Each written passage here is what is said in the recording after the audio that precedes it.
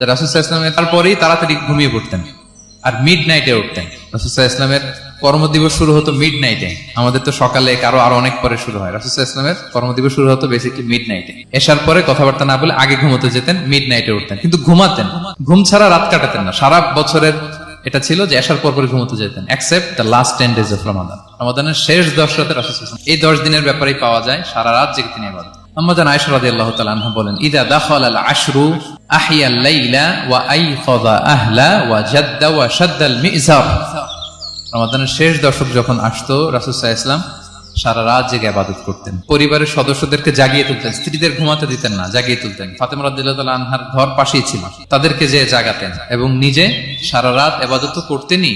জাদ্দা ওয়া শাদ্দাল মিজার, খুবই বলিষ্ঠ ভাবে, খুব মজবুত ভাবে কোমরে গামছা বেঁধে নামার একটা এক্সপ্রেশন এখানে দেওয়া হয়েছে। মিজার, ইজহার মানে হচ্ছে বাংলা করলে হয় লুঙ্গি। লুঙ্গি আমরা যখন খুব শক্ত কোনো কাজ করতে যাই তখন তারা কি করে, খুব টাইট করে লুঙ্গিটা বাঁধে। তার মানে বোঝানো হচ্ছে রাসূল সাল্লাল্লাহু আলাইহি ওয়াসাল্লাম কোমরে ভালো করে লুঙ্গি বেঁধে বা গামছা বেঁধে আটকাট বেঁধে নামতেন শেষ 10 দিনের জন্য। এই সময় তিনি মানে কাউকে কেমন যেন চিনতেন না, সবসময় ইবাদতে মগ্ন থাকতেন।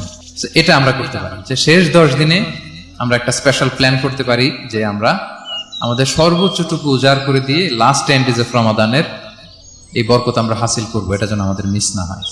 তাহলে এটা আমরা একটা পেলাম। 2 নাম্বার হচ্ছে ইতিকাফ করা। রাসূলুল্লাহ সাল্লাল্লাহু আলাইহি ওয়াসাল্লাম রমাদানের শেষ 10 দিন ইতিকাফ করতেন। আমাদের আয়েশা রাদিয়াল্লাহু তাআলা আনহা বলেন, কানা ইয়াতাকিফুল আশরাল আওয়াখির মিন রমাদান। রমাদানের শেষ দশকে তিনি ইতিকাফ করতেন হাত্তা তাওয়াফাহুল্লাহ, ওনার ইন্তেকালের আগ পর্যন্ত এই অভ্যাসটাই তিনি জারি রেখেছেন। সুম্মা আতাকাফা আজওয়াজুহু মিন বা'দি, তারপরে ওনার স্ত্রীরা ইতিকাফ করেছেন।